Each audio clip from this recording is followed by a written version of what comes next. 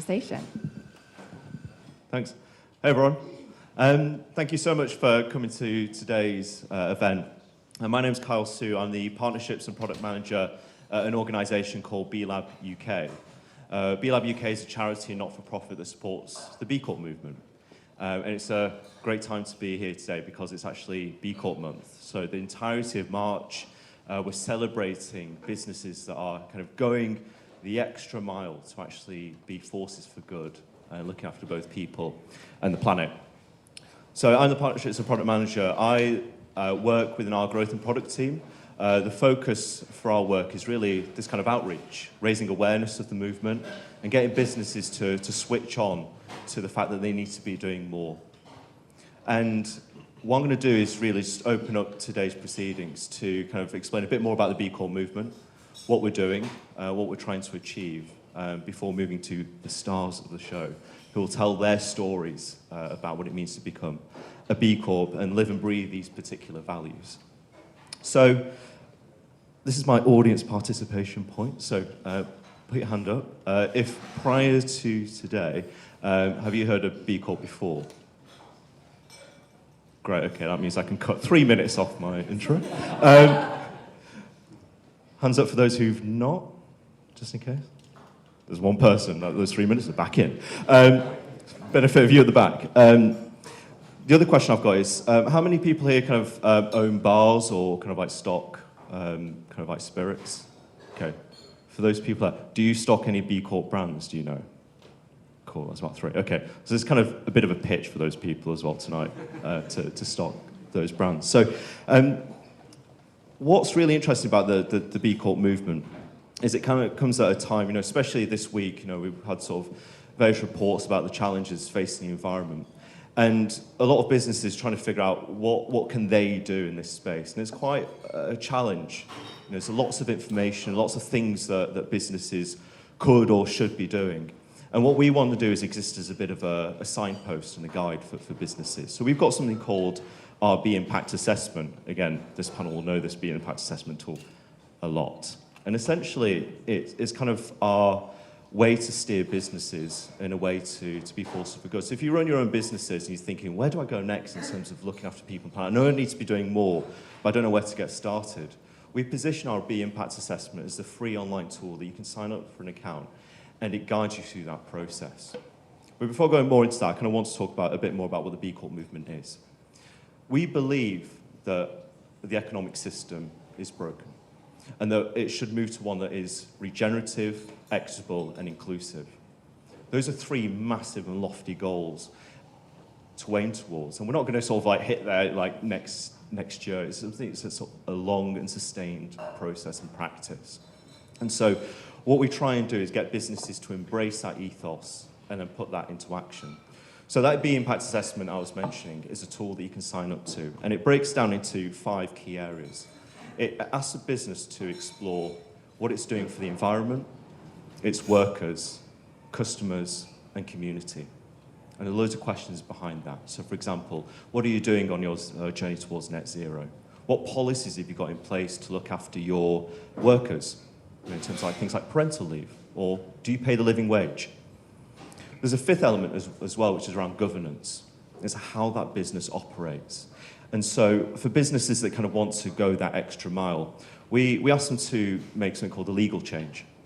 So they go into their articles of association and embed clauses within there that embrace people and planet.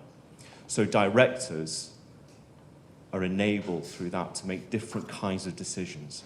And through that, we're moving away from this concept of shareholder primacy and that businesses just need to exist to make as much money as possible for shareholders, and that's the measure of success, to one that embraces stakeholder principles, moving beyond that relentless pursuit of just profit to profit people and planet. And so businesses that kind of go through that process, use our impact assessment, make that legal change, and commit to transparency are on their way to become a B Corp. In order to become a B Corp, you go through that assessment, and each question has points.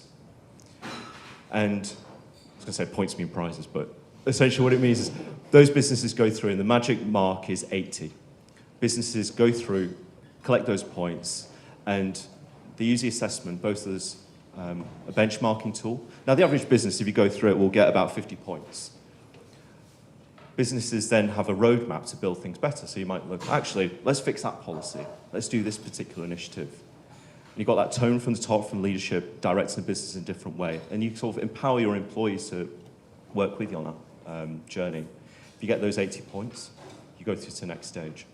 And I'm getting to the end of this particular tell, which is essentially when businesses get to that 80 points, they press submit. Their B Impact assessment is independently checked by our teams. So we've got a team at B Lab UK, which will evaluate it initially, and then B Lab Global, which will verify it. So you can't just sort of say as a business, oh yeah, we do all this stuff, we love people and planet, stick it on the wall as a slogan. It's all about evidence and practicing what you preach. And those businesses that go through that rigorous process, and again, I'm sure the panel can attest to this, will become a B Corp, and they join our community.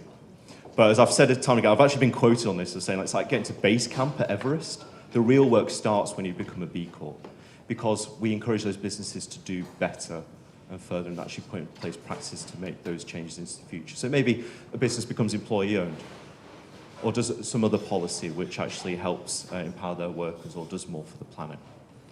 And we want those businesses to keep striving towards that, because they have to recertify every 3 years as well. So the journey doesn't end there as well.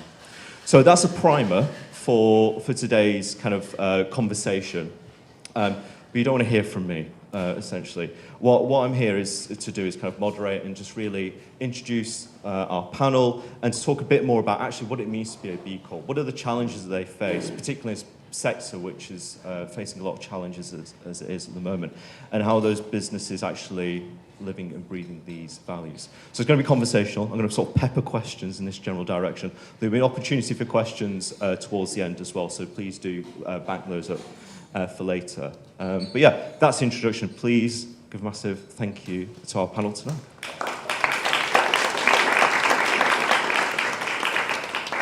Can I also say a massive thank you to the conduit and also the free booze. Okay, I'm going to start easy. Look, I've actually written all the questions down here. So do you want to introduce yourselves? So let's hear a bit more about who you are. It sounds like blind date now.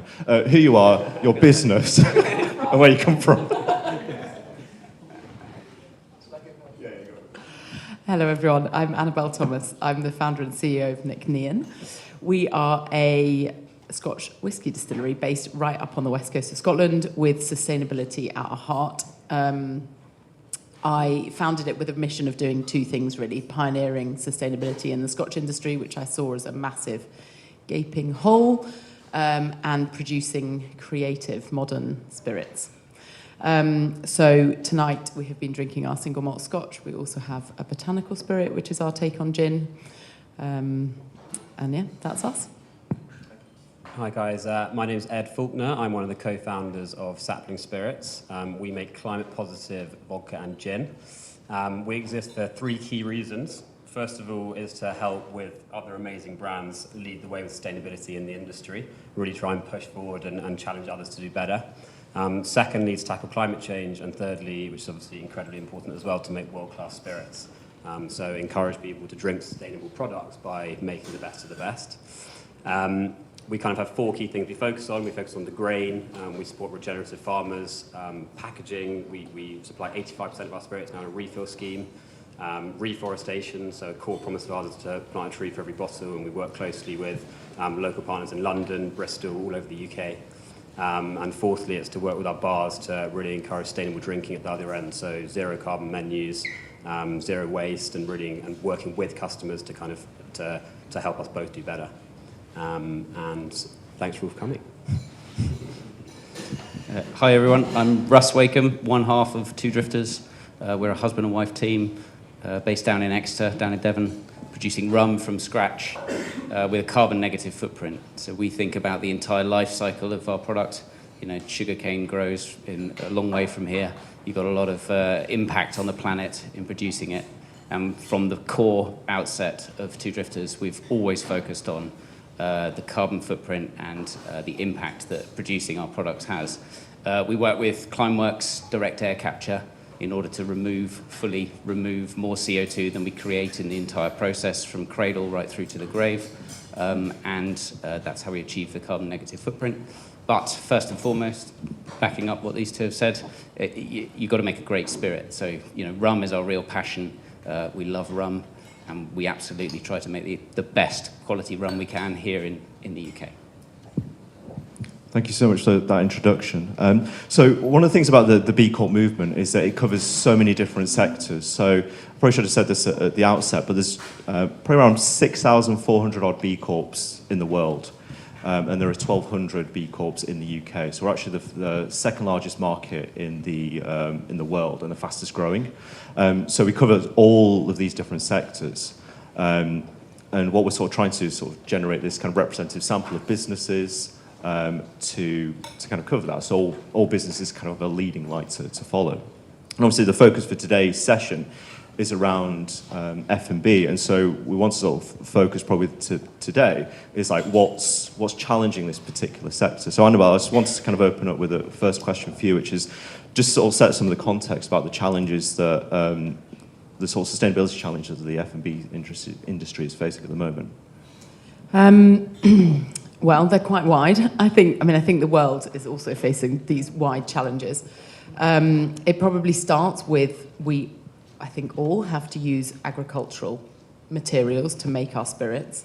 And that has two issues. One is the impact generally on farming, but also the fact that we're using farmland to make something that isn't food, which I think puts an even greater responsibility onto us as producers to make sure that we are doing that in the right way. So we use organic barley, for example, or Scottish organic barley. I think also the supply chains outwards, so where we sell to, tend to be quite long, which is another challenge. That means that we sometimes have quite a lot of distance from our consumer, for example.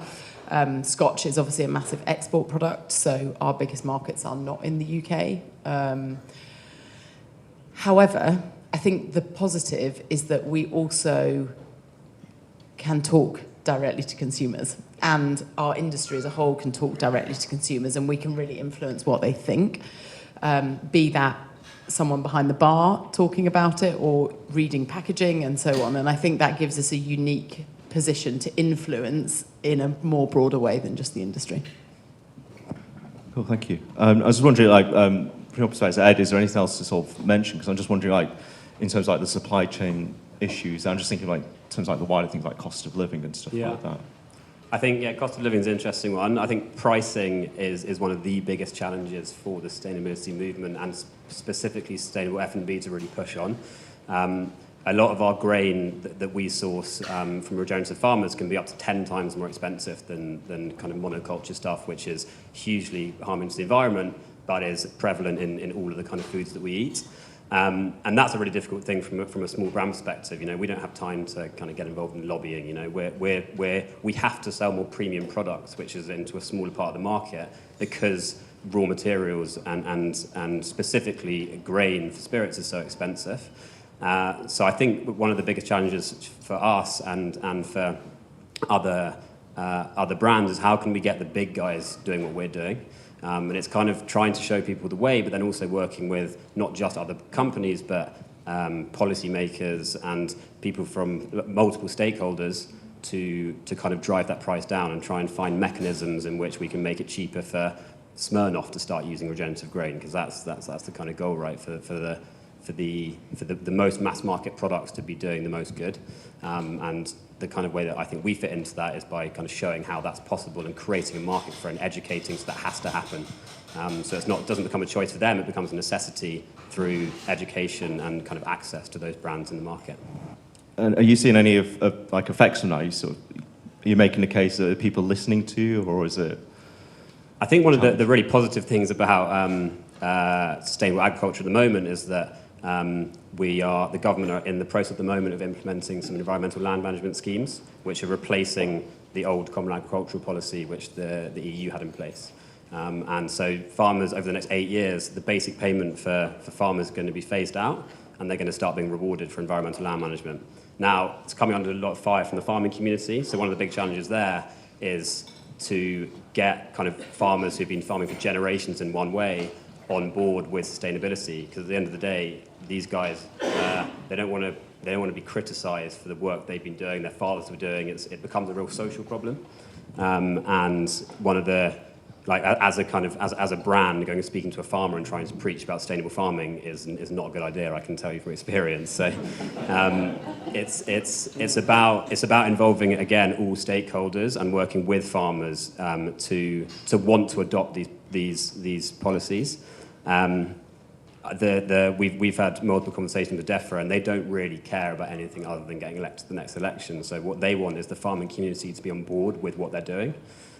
So one of the challenges is getting everyone around the table and implementing farming practices that farmers actually want to farm and they're on board with, and then it will be widely adopted, it'll be rolled out, and it'll be cheaper, and then everyone's happy. Great. I think I was just touched upon a lot of the challenges that we face is these kind of like longer-term systemic challenges that we face, and sort of trying to make that case. Now, I was just wondering, Russ, what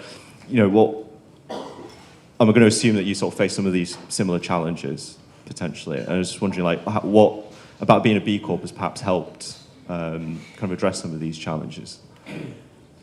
That's kind of interesting to answer. I would say we did it the other way around. So, is it arrogant that we thought B Corp would be easy? Because to us, when we started the process, we thought it was purely a sustainability issue, and that this would be a really easy thing for us to go and grab. Boy, did we learn our lesson very, very quickly that there's so much more to B Corp than just sustainability. It's one of 5 categories, and there's so much more in those other bits. So I'd say from our perspective, we scored well in environmental issues, but had much, much, much more to learn in the governance, in how we treat workers. There aren't many of us in the distillery, so there are, it's fairly easy go. But, there's all of those other bits, how you interact with the community, and aspects like that were far more prevalent. But, B Corp, it lends you the ability to do this sort of event, to learn from others. I mean, we make rum. Sugar grows a long way from here. That has its own challenges. Certainly, it's a murky world of agriculture that you can't enter very easily, especially on our scale. People don't want to answer the questions, and therefore there's loads to learn from what these guys are doing with products here in the UK, farming in the UK. Can that be transferred across to there? So there's always stuff to learn. You're constantly evolving, and that's why B Corp fits neatly. Yeah, can you just expand a bit more? So if you've got those challenges about sort of trying to convince others within your sort of wider network to kind of answer the questions and that kind of thing, what ways have you started to kind of engage in different ways, and kind of what challenges and successes have you faced in actually making that case? So the first hurdle for us, sugar's the best one to kind of focus on. First hurdle for us is that you buy through someone who is just a middle person, right? They're not connected anyway they're just an importer. And actually they're one step away, so someone imports it to the UK and they just distribute in the UK. So your first point of contact, there's the brick wall that you're up against, you've got to kind of move through. So having the confidence to put okay, we've got B Corp status, so I need this information, gets you through the next gate, and has actually got us to speak to the higher people within that organisation that gave us the link to the next step. So now that we can, for example, secure up our sugarcane now comes from Algeria and Morocco, reducing our footprint when it previously came from Central America. So those sorts of focus have started. But if I could get to the farms that are actually the plantations in Morocco, that's the next step. So that's our challenge. But B Corp keeps you going that way, keeps you thinking about it. Yeah, that's helpful. I mean, feel free to chip in if there's anything from your experiences. I think we don't face that same challenge from an agricultural point of view because it's kind of on our doorstep, but what B Corp has done has really made us think about, and has been a really interesting experience, is asking all of our suppliers these questions. And thinking about supplier screening when you're taking on a supplier, and then continuously screening your suppliers as you go. And I've got to admit, I was a bit sceptical about this.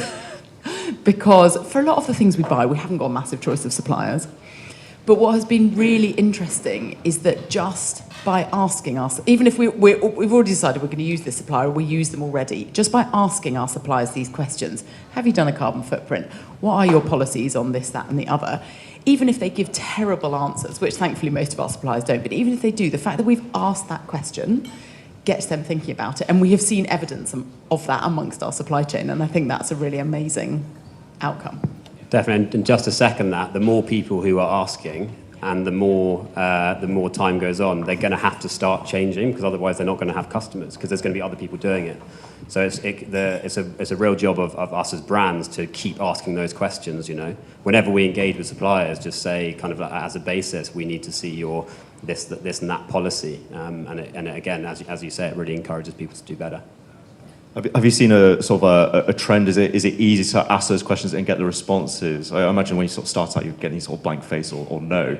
Is it becoming kind of part of the lexicon and like the way that businesses operate out there? It just becomes kind of a bit more business as usual. I think it really depends who you're talking to. When we first started, it was much more difficult. Now a lot of people have their own policies that they can just send you, and they refer you to their kind of impact assessment that they've done as companies, which is really great. But there are still kind of companies who don't really want to get involved, and as Annabel said, like, we don't really have a choice, but a lot of our suppliers as well. For example, people who make glass in the UK. So yeah, it's really just making sure, keeping asking those questions, working with the people that we can, and then putting pressure on the ones that don't. I think a really good step would be for brands and larger companies to all sit in a room together as well, and use the kind of the power of numbers to make that happen more quickly, because I think the whole F&B industry can be guilty a lot of the time of working in kind of silos when actually everyone's kind of working towards the same thing, including the Diageos and the Pernots who have their own policies and are trying to do good stuff. I think if everyone worked together, it would be a lot more productive. So you said there's probably a need or a push to create those spaces for these kind of conversations to happen more. Yeah, I think so. There might be a need for some more openness on the part of the big companies to make that happen. Good luck. Well, let's explore that. So, what are the challenges in that space then with some of the bigger players then? What you're seeing in terms of problems? How can they transform? Because obviously we're sort of focused on sort of systemic change. You're sort of these sort of beacons of hope or light in a space that business can be done differently. But I think one of the things that we face as a challenge in the B Corp movement is we've got some smaller players, and we're sort of trying to focus on the larger businesses to really push for this change. And I'm just wondering, from your perspective, being in the sector, kind of what pressure else can we put on these larger businesses? Part of it's getting in the room and have these conversations, but I just wonder if there's anything else that's sort of percolating in their head. I mean, I think by leading the way, we make the change. I think that's the biggest impact as small brands that we can have, and we've seen that in the Scotch industry for sure. And I always think that if we can encourage the rest of the industry to move faster towards being sustainable, then we're going to have a much bigger impact than just little old Nc'nean making doing the right thing. But I do think there's fundamental barriers to cooperation in the space and getting the bigger brands to change the way they do things for sort of good reasons on their part as well. Their kind of shareholder focus is much more baked into the way they have to do business than smaller companies can be much more flexible about that. So yeah, it's a big challenge. Yeah, and I think you talk about kind of leading the way, which is obviously something that's we try and do, but actually for their bottom line, stealing their market share is the best thing to do. Yeah, if you win big contracts off them, and the reason you've won that big contract is because that big bar group has just implemented their own CSR policy, then they're going to have to start listening and doing better. So I agree with you, Annabel. It's probably difficult to be collaborative about it. So I think potentially it's you've got to be a bit more brutal about it. Well, I think that moves into kind of the next question is around kind of like you're doing all these incredible things in the background in terms of sort of like changing your practices and working with your employees, etc. But I'm interested in how this translates into the people who sort of purchase, the sort of the bars or even the individual customers. Like, are they receptive to this kind of stuff that you're talking about, or is it falling on deaf ears? I think that probably depends who you're talking to. So there's the average consumer that perhaps hasn't heard of B Corp and is just starting to become aware of it, and then there's the buyers who are aware but perhaps perhaps it's not explained fully, or we don't deliver the messaging quite correctly. So I think there's work for everyone to do. There's work for B Lab, B Corp movement to do in order to promote that as a beacon, and the way that it's held up as a standard and thorough kind of rigorous assessment process adds weight to that and gives you credibility, which gives people confidence to kind of believe in the whole message. So I think it's still early days I meet plenty of people that have never heard of it at all, but I also meet a lot of people that really believe in it and really get behind it. And there's kind of things like B Corp aisles, they're talked about, they're things, it's coming. Cool. Just to expand on that, so because it's B Corp month, we've got some activations. We've got Waitrose, Booths, WH Smith, so these sort of like consumer-facing outlets. You have kind of these. I heard about gondolas for the first time. It's like the end of aisles and stuff like that, but sort of showcase these B Corp products as well. So like if you go and shop at Ocado, I think as well, you can go to a B Corp section there. So it kind of helps guide consumer purchases as well. That's cool. So just to sort of focus in on a bit more on kind of like the B Corp process. You've gone through it. What was the most why is it kind of important to your company, Ed? So again, similar to Russ, when we went through it, we started off being like, we're really strong environmentally, so it's going to be easy. It's actually kind of one of 5 parts, as Carl kind of outlined at the beginning, and we found it fascinating just looking at stuff that we'd never even think about. I mean, at the time we were a company of 5 people and we started implementing a whistleblower policy, which is obviously insane when you're starting out, but as you grow, these things become important, right? And they're important to big companies to have these kind of more employee and kind of socially orientated policies in your company. So for us, it was really interesting for all of our employees to talk to them about what was important to them in terms of parental leave and holiday policies and stuff that really mattered to them. So I think from a kind of direct initial perspective, it was really, really beneficial to our employees because we created a employee handbook which had all of the policies which were beneficial to them, complaint policies and stuff that you would expect to have in bigger companies, but as I said, kind of implementing it from the beginning means that it's always there and people get given these documents when they come into the company. And then we've seen it in the last kind of year as well when we're doing interviews. People ask about B Corp and they ask about, in interviews it becomes an important talking point. And people love the fact that you're B Corp. They love the fact that you've got these documents which are kind of really beneficial to them. So I think as well as being good for sales, as well as kind of being that gold standard of environmental and social sustainability, is also really good for workers, which we were pleasantly surprised about. That's cool. And I would echo that. And the thing that was interesting for me, both on the environmental side, and I think we all had the same experience, by the way, forcing us to be a little bit more defined about what exactly it was we were doing and setting goals and little things like we're a very sustainably focused company, but we were not looking at KPIs with the board every year. Well, we really should have been, but it's just one of those things that you can easily not do.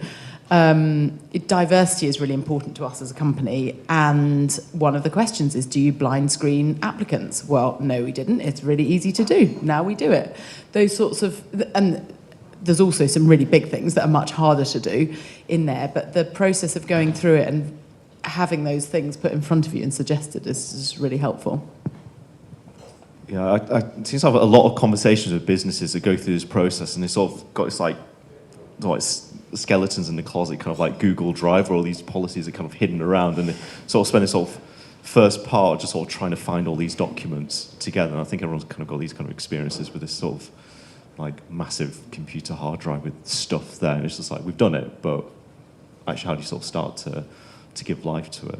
I think it massively formalizes a lot of stuff as well. You have, as you say, you have kind of all these like vague documents that you've created over the years, and then when you actually get asked by a consultant, can you provide evidence for this? And then you provide it, and then it's like, well, this isn't quite good enough, and then you have to redo them, so maybe start working with someone else who can give you better data. So from our experience, we worked with a a carbon footprinting outfit who perhaps kind of like weren't as, it was all based on industry standard stuff. It was a lot cheaper and it has its place. But through our kind of B Corp journey, we had to then start working with Climate Partner, who a lot of you might have heard of, who are a much more kind of recognised outfit who come in and look at your whole supply chain. And we probably wouldn't have gone through that process without B Corp, because we realised actually you can get a lot more points and it's deemed a lot better. And obviously it is to have kind of company-specific emissions that you can then target, et cetera, et cetera. Cool. And Russ, from your perspective, what are the kind of the challenges you face kind of going through this process? From your point, it's like, we're going to go for it through to there. What was the kind of like the biggest challenge that you faced? It's staying positive about all of the documents you had to write and remaining focused, because it was very easy to kind of get distracted by other things you're doing and running the business. And, you know, yeah, I mean, I'm joking, but basically you need to just be, really focused and really determined that you want that end goal.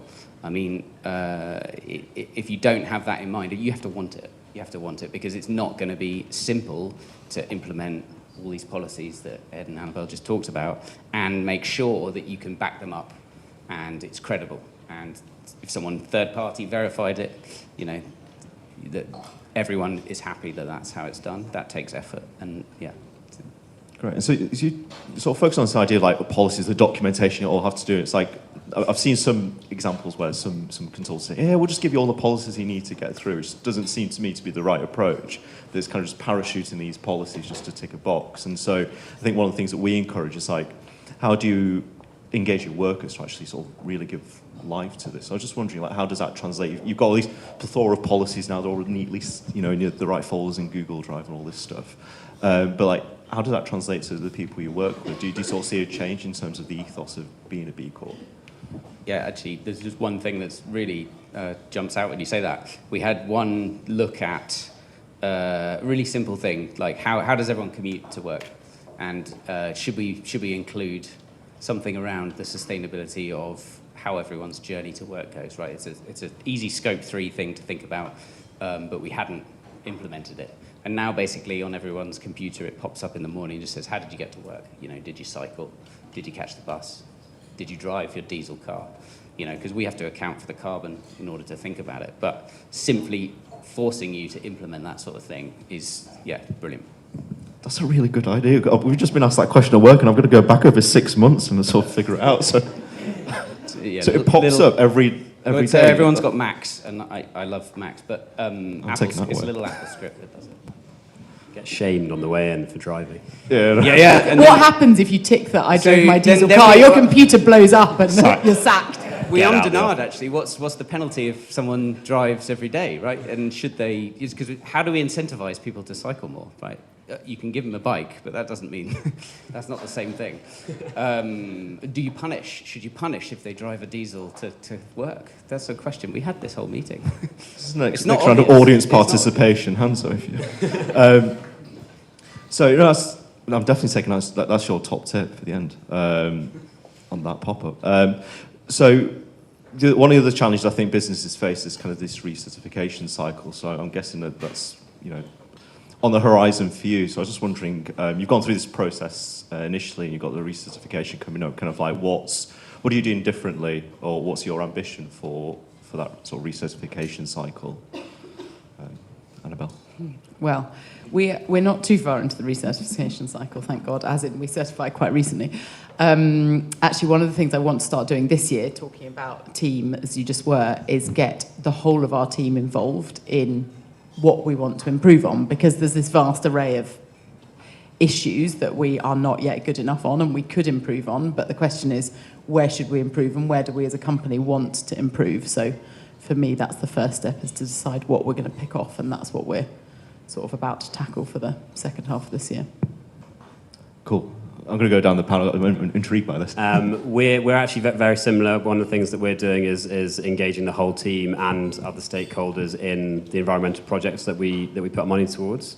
So we've got quite a rigorous assessment for all of our reforestation projects in the UK, and we're now kind of going to engage everyone when we choose the project. So it's where's kind of, as an employee, where do you most want to see, which local community do you most want to see benefited?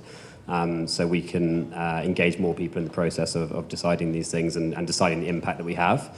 The other thing is we've started as of January, so we do an impact report every year, which is a very important part of B Corp as well. You have to provide an impact report of what you've done that year and what all of the stuff that you've achieved, but then also all the challenges. So you have to be very honest, and it's a public report about where you can do better. So it's not just a kind of, this is how great we are as a brand, this is the challenges, and this is how we're going to help. And that does a couple of things. First of all, it provides a document which people can refer back to, so they can look at you next year and say, you said you were going to do all of these things 12 months ago. How many of them have you actually done?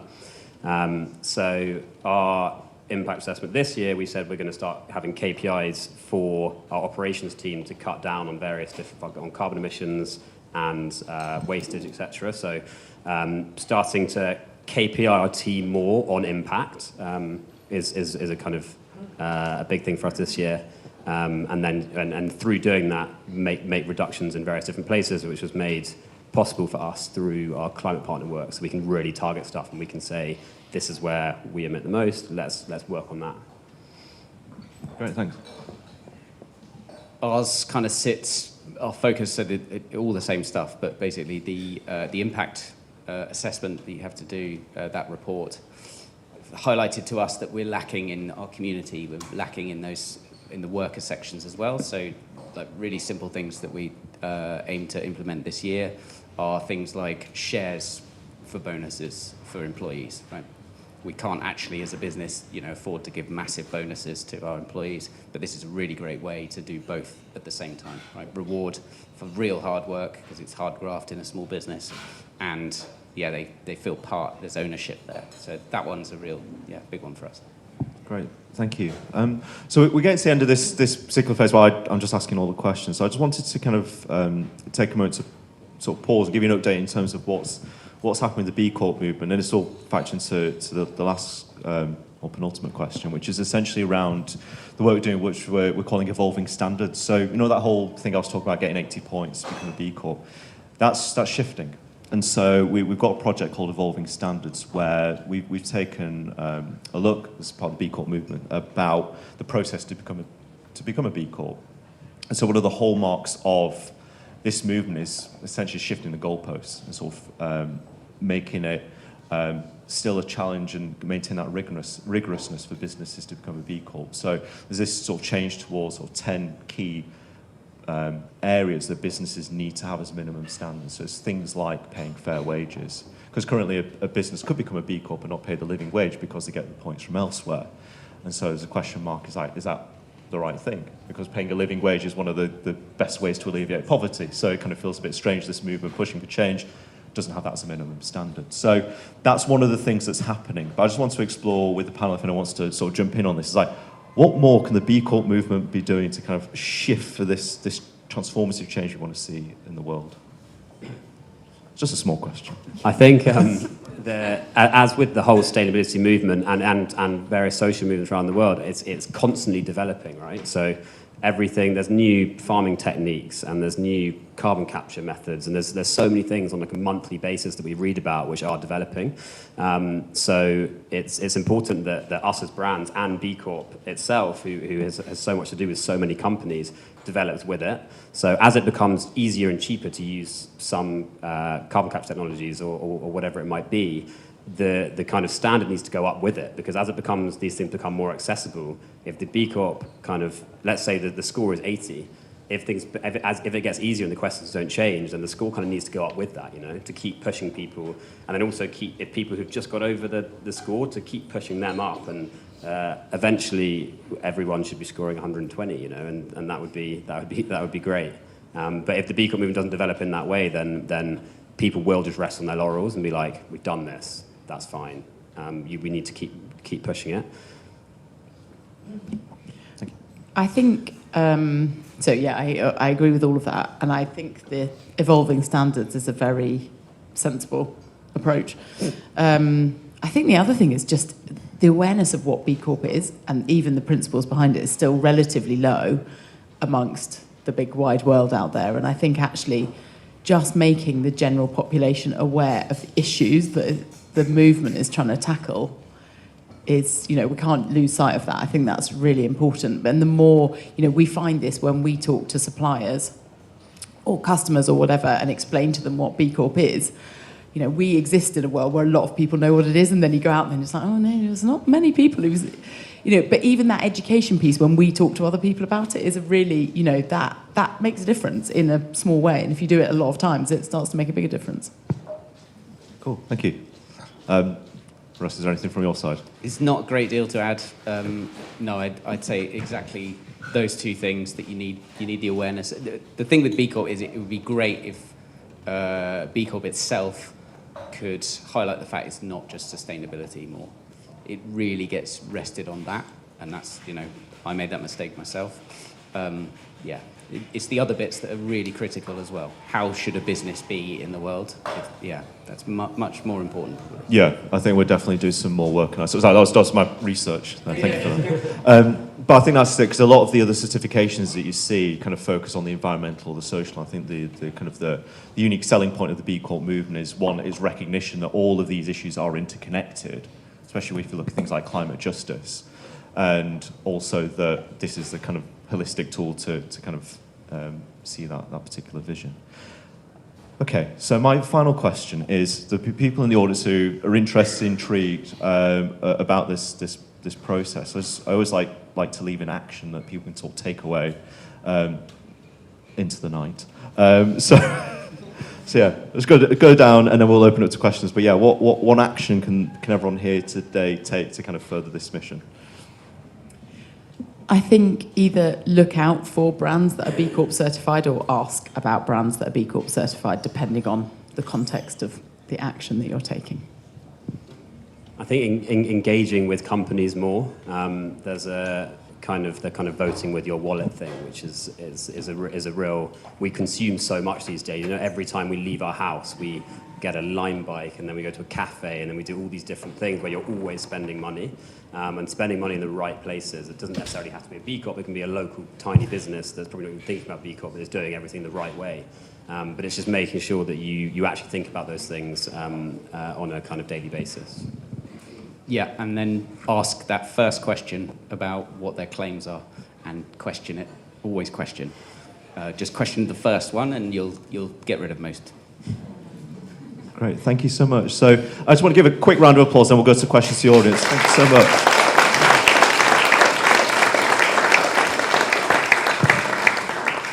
Alrighty, we've got about 10 minutes for questions. So go for it. Front row. I'm just curious, given that all of your... thank you.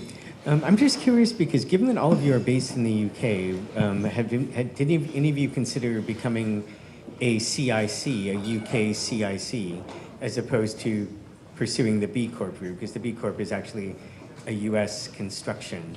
So I'm just curious, did you consider CIC? Community interest company? Yeah. Did you consider CIC, or what made you choose B Corp over CIC?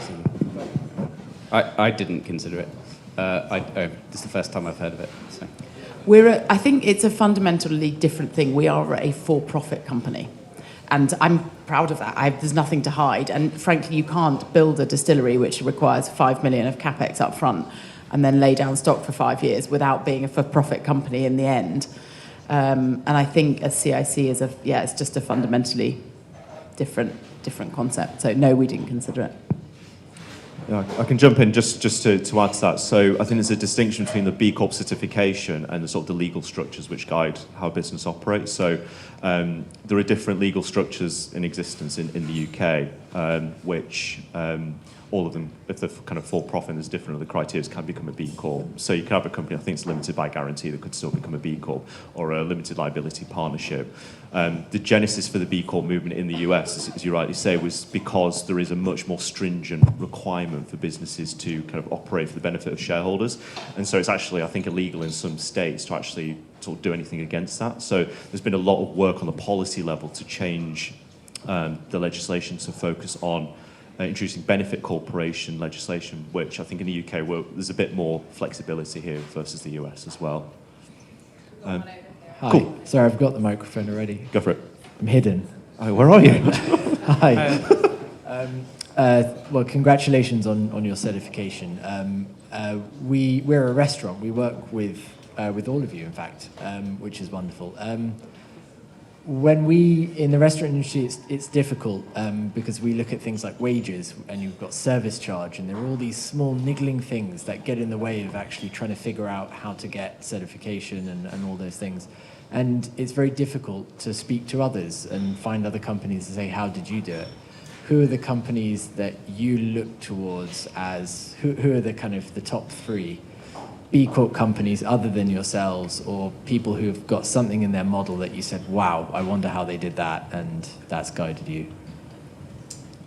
Everyone obviously will have heard of them, but Patagonia are an amazing company, and one of the things that I am massively envious of them is that they've got a policy arm where they have employees that are dedicated to trying to make real change in the communities outside of just kind of selling clothes. And they've obviously operate on the knowledge that we need a future where people can, a healthy planet, and B, a future where people can afford to wear their clothes. So they've got a policy arm where I was hearing about the river in Albania, which they're just lobbying to save, which has nothing to do with their clothes. That really inspires me to, I'd love for Sapling at one point to have a lobbying arm, but it seems quite far away. But one of my kind of direct inspirations before I set up Nc'nean was Innocent Drinks, the smoothie company, who I worked for a while, and I guess they weren't a B Corp at the time, but they were one of the first places where I saw this profit and purpose coexist, rather than just, before I felt like it was either a charity or a for-profit company, and they really showcased to me how those two things could coexist, and now they're a B Corp, so they're they're an example close to my heart. In food and drink, these two are pretty good inspiration. For us as two drifters, we have a lower score than them. So. Thanks, something Russ. to aspire to. But for other stuff, I mean, Microsoft are a big inspiration for us in terms of their carbon capture policy. They use Climeworks as well. They commit to be carbon negative as well by 2030. And if you think, it's hard for us to do it, they're doing it back to the 70s. So, that's inspiring. Yeah. Thank you. It's pretty much following on from the last question, really. Panel, thanks very much for sharing. It's very evident that you've got a lot of help and support from B Lab in being able to go through that process to get to where you are. Congratulations to all 3 of you. I'd be interested to find out as to what happens now with regards to best practice. So is there a community within B Corp where you as B Corp members all collectively share best practice? I appreciate that there's a level of competitiveness within every industry, but to the same extent for the greater good, what are we doing to be able to support each other as B Corp members to be able to improve that score even further? So there's a great thing called Beehive, which is a kind of online, you'll probably have to describe better than me, but I always get messages from people on Beehive, and it's for people from all other sectors who are also B Corps asking questions, inviting us to events, and just generally sharing. I think to kind of go a bit further, I think you're right. There's probably too much from a competitive nature, and I think that it is really important that small companies, small B Corps all work together, because if it goes, especially in spirits, if the trend moves towards people buying artisanal small batch spirits, then everyone's a winner. So I think it is that there is B Lab do very well in creating the forum for conversation, and I think that we're probably guilty of this as well. I think everyone needs to get more involved in it and really kind of push on and work together. Yeah, I'll just build up on that, because I think community is a really, really important part of this, and I think what we've seen, in particular, the businesses that kind of go beyond that sort of competitiveness. So we've got like different examples of where businesses have collaborated. It might be like on a promotion, but actually the deep-rooted sort of systemic challenges. So aside from the beehive, there are too many bee puns in this, by the way. So aside from the beehive, I think you're beekeepers as well. I think you're bee ambassadors. So apart from the beehive, we've got working groups as well. So businesses kind of join these groups. So we've got one around like plastics and packaging, the built environment, things like that. And there's a commercial working group as well. So clusters of businesses that which go and speak to kind of like the co-op or things like that and say like, hey, let's get our products onto your shelves. So there's those groups. And also we've got regional groups as well. So we're growing up Be Locals as well. So, you know, if you're based in places like Bath and Bristol, they'll hold events so regionally. You can interact and share with each other as well. But I think, yeah, I should have said that at the start, community is so important for this in terms of the challenges we need to face interdependently. Cool. Hello. Well, thank you very much. And I echo the thanks to all of you and also well done for what you've achieved. But I must say, Annabel, I stumbled on your whiskey a few months ago. And I know everyone this Christmas is going to get from uncles to high-performing teammates. Thank you. So very well done. I have a question for three of you and also Kyle, if I may. As small companies, the B Corp certification, what part of it did you find particularly challenging, either initially or for the recertification process? And then Kyle, to your point, you know, you're constantly evolving. And I think the initial point is, look, how do you encourage larger companies to follow suit? There have been some controversy and discussion recently. Is B Corp fit for purpose for the Bacardis, the Diageos of the world?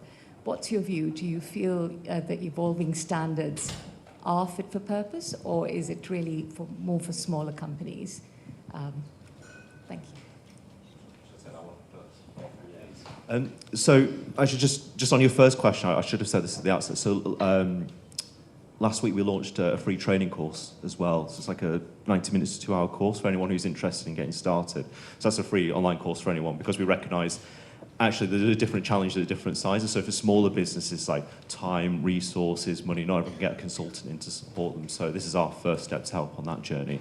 For larger businesses, yeah, we need to focus much more on this. The B Corp movement can't just be the preserve of smaller businesses. I mean, literally 99.9% of businesses are SMEs, but larger businesses have this massive footprint and impact. So we've got structures in place. We've got a program called B Movement Builders, which targets the largest businesses because they've got a longer road to go down. And so we're building up that capability and capacity to support those businesses. But, you know, we've sort of seen, I think now we've got 2 listed B Corps as well in our community and those larger businesses, which throws up challenges around some of the controversies that you've sort of seen with some of the larger businesses. So, like, how can a B Corp, a business become a B Corp if it's got like coffee capsules or it's water bottles and things like that? And I think what we're trying to do is, what's the alternative? You just sort of shun these kinds of businesses, there's nowhere for them to go. So we sort of like, if they've got that mission and drive and focus on being not perfect and also continuous improvement, will help them on that journey to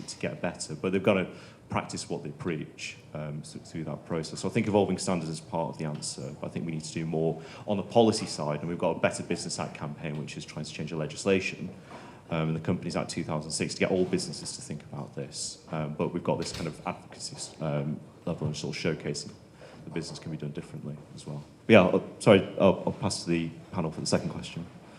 The first one on. The most difficult bit, so we haven't really talked about this, but there's 2 kind of points you can get within the accreditation process. There's the operational points and these things called IBMs, which are impact business model impact business model points.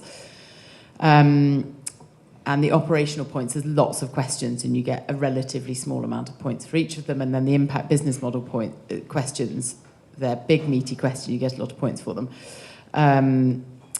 And the most difficult bit definitely was getting those big meaty points, because the whole process is scrutinised, but because those points are worth so much, they are really scrutinised. And I think Amy, who's our head of sustainability, probably spent 3 months going back and forth with B Lab on the evidence behind some of our statements around that. So yeah, that was definitely the most challenging bit.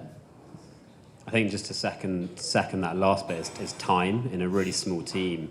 Like when you're a small company with limited funding, a lot of your efforts have to be to kind of sell bottles and really do kind of proactive stuff that creates revenue. And it's taking that step to be like, right, someone from the team has to spend 3 months going through this process and spending a lot of their time doing it. So I think the challenge is kind of taking the initiative to do that, for one, to kind of put a team member aside in a small team to make that happen, and then B, to have them working on it for 3 months and really kind of focusing on it. And they have to go to everyone in the company, you know, they're interrogating people who they sit next to about what they're doing in their department, you know, and it's like speaking to all the suppliers, and yeah, it's a real commitment. When I speak to other people, I was speaking to a kind of a medium-sized pub group we work with the other day, and they were just like, well, I really want to do it, but we just can't do it, we don't have the time. And they've got like 100 employees. I was like, come on. We had 5. But I think, yeah, it really is, especially for some large companies as well, it does make a massive difference putting aside whole kind of team members to do that stuff. Yeah, beyond the time, I can't add a lot more to that, but starting is the absolute critical bit. So as soon as you get the process going and you start working through those questions, you get into it more. It kind of, it's that initial phase, but yeah, it's the time mainly. Great. Well, I'm going to wrap it up there. I think everyone's sticking around if you've got any other questions, but I just wanted to just thank everyone here for the time and energy, and yeah, can sort of give a round of applause to our panel.